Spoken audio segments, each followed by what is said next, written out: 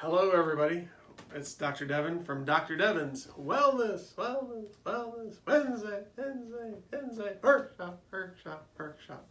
The Wellness Wednesday workshop is here. It's Wednesday, it's 11:45 a.m. So we're going to get started right now and we're going to see, do you smell what the doc is cooking? We're going to talk about epigenetics.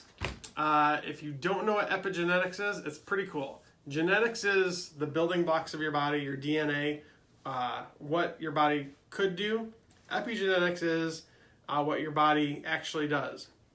So there's lots of different factors that work with epigenetics. This is not an in-depth study. We're not going to go over a lot of things, but we're going to go over a few things.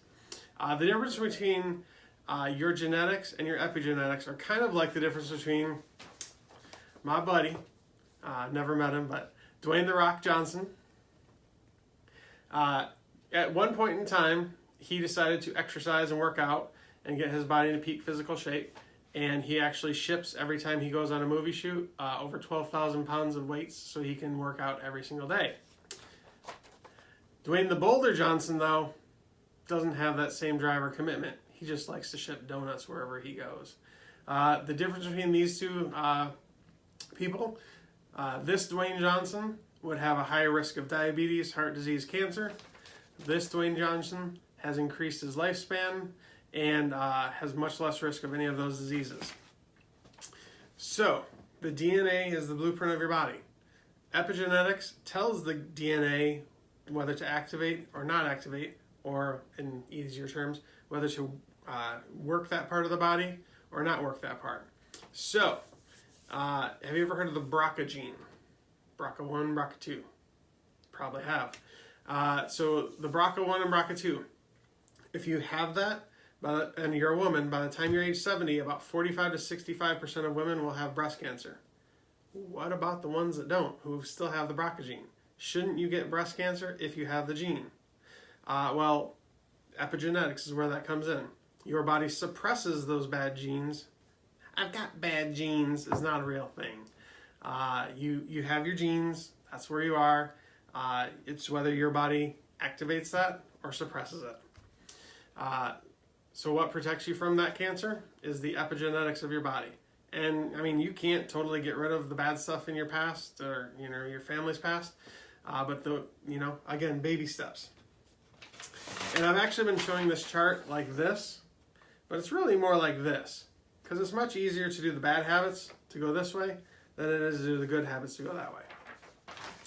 So some lifestyle factors that improve your epigenetics. Diet. We have to eat real food. In America, we don't eat real food. We are under what's called the Standard American Diet, or SAD for short. It's all garbage. Diet improves your epigenetic picture. Exercise. Movement is life. Along with exercise, regular chiropractic adjustments. Movement is life. Every adjustment you get improves your immune system by approximately 200%. Positive mental attitude. Thinking negative thoughts all the time will eventually cause chemicals in your body to form that just bring you in a downward spiral. Now, I'm not saying that pretending you're positive if you've got severe clinical depression is going to change anything. You need a lot of other help for that. But hydration. Water is most of what your cells are made out of. You got to stay hydrated, just like we said last week. Who has done the hydration challenge that we talked about? Hopefully. And I figured out that math problem finally.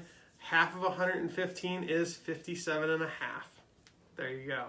Math. We need sunshine. Sunshine is very important because it is our body's best source of vitamin D.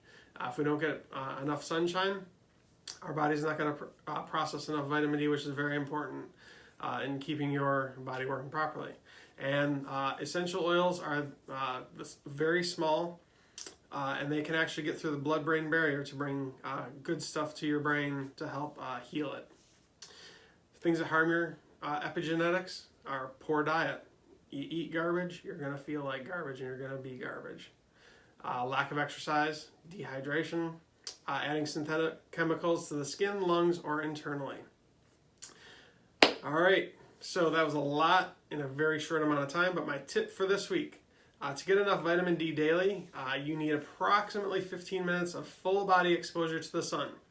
Now, the only person who should have access to that is your spouse. So do it with clothes on outside, not the full body exposure. So clothes on, about 25 to 30 minutes for just, partial body exposure. It's really cold outside here, so do whatever you can to keep uncovered. And about 25 to 30 minutes. If you're fair-skinned, less, because you get the vitamin D much quicker. And if you're darker skinned, a little bit more, because you get the vitamin D a lot slower because of the melatonin in the skin. All right, I think that's all for today. Epigenetics is where your body wants to be. Fix it.